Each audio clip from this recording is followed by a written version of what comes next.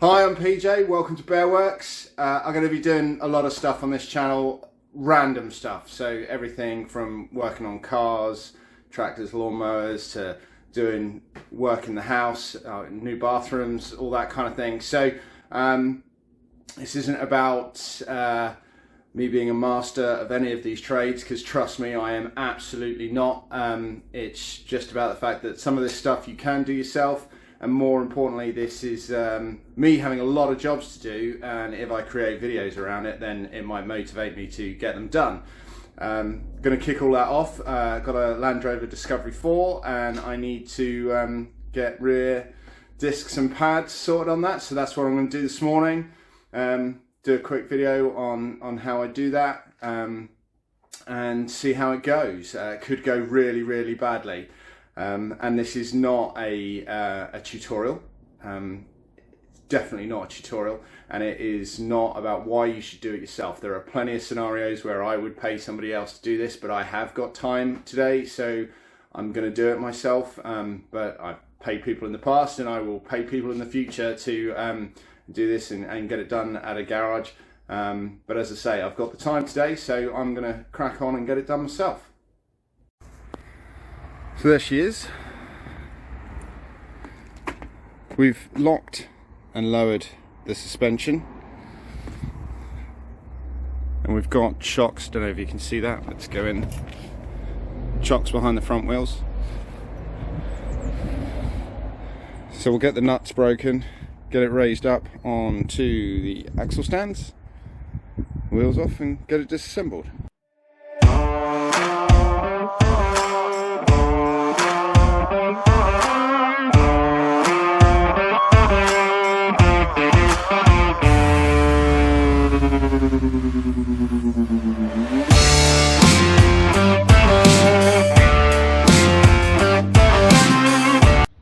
Okay, so we've got the car all jacked up.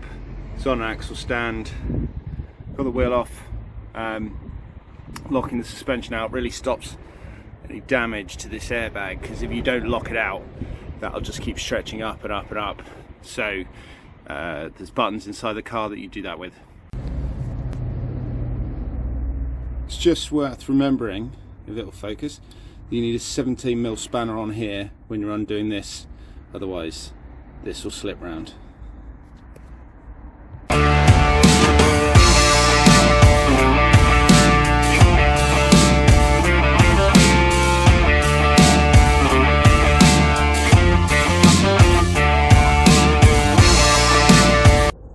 So these here that hold the brake pads in the brake caliper nuts, they're single use. So when you order new brake pads, you should get 2 new bolts, or 4 new bolts, because you should be changing the brake pads on both sides of the car at the same time. And they've got this little blue bit is Loctite, so it's, you know, to hold it in there properly. So they're single use basically, and when you order a new set of pads, you should get, if they're decent pads and genuine pads, you should get these bolts with them.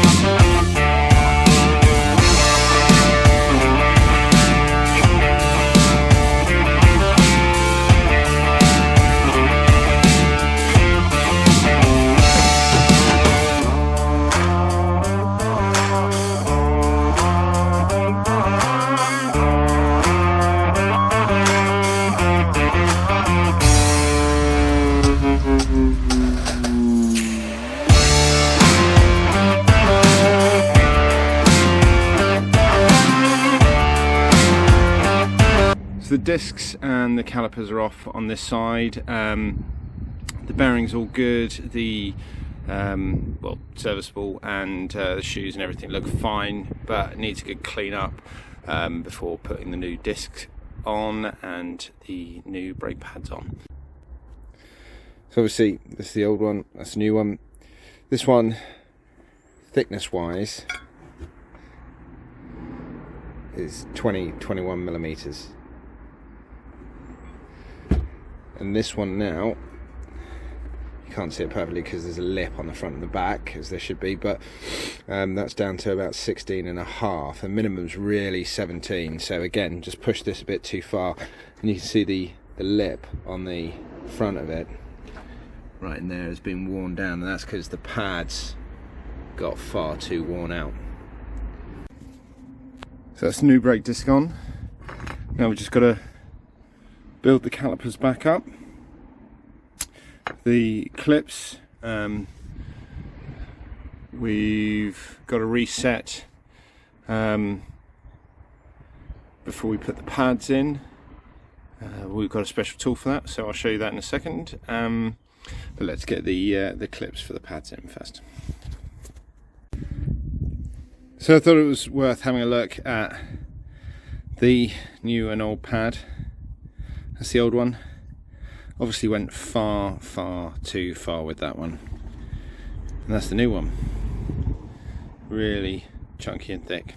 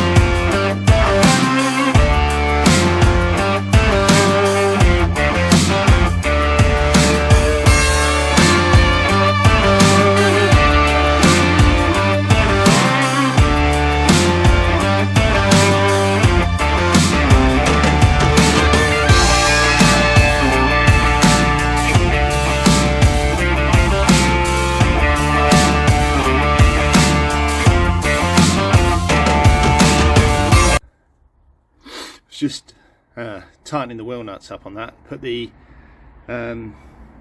locking wheel nut on to tighten up, and it's eaten itself. I mean, they're not very well designed anyway. I mean, but I've probably put too much into that. That's a real pain in the arse. I mean, thankfully it happened now when I was tightening everything up, as opposed to when I was taking everything off, because at least now I can go and get a new one. But I think these are annoyingly expensive, and another reason why, well, it could happen to a mechanic, to be honest, but another reason why maybe you should pay people to do things like this, because then it's their problem. I should imagine they would charge you for a new one of these, but because they're crap. But yeah, that's that. So just going to interject in the video here. It's a couple of days later. Yeah, there's the destroyed wheel nut key. This was my fault. I put too much pressure on it when I was tightening it up, and it stripped out, and it was obviously weak after a little bit of time.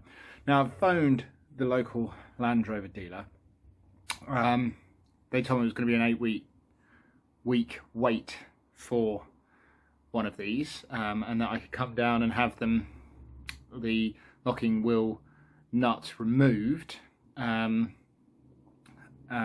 just a normal one put in, and then have all of the cost associated with that. And I just wasn't prepared to do that, and that they couldn't identify which locking wheel nut we needed, and the car needed to come down. I think there's a certain element of security there, but I also think it's a certain element of uselessness.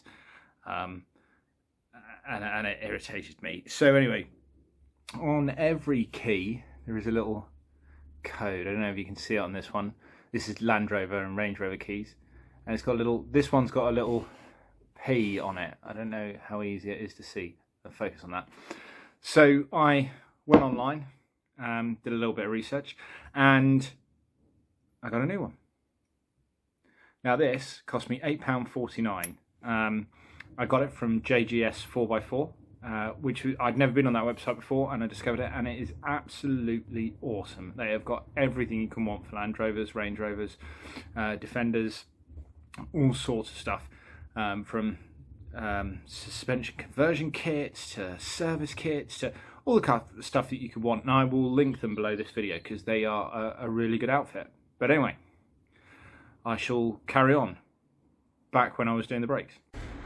Anyway, cheers for watching this. Hope you found it useful. Remember, it's not a tutorial because there are people who are better at it and will do things better than I do. But we'll be doing plenty more stuff like this, so follow along.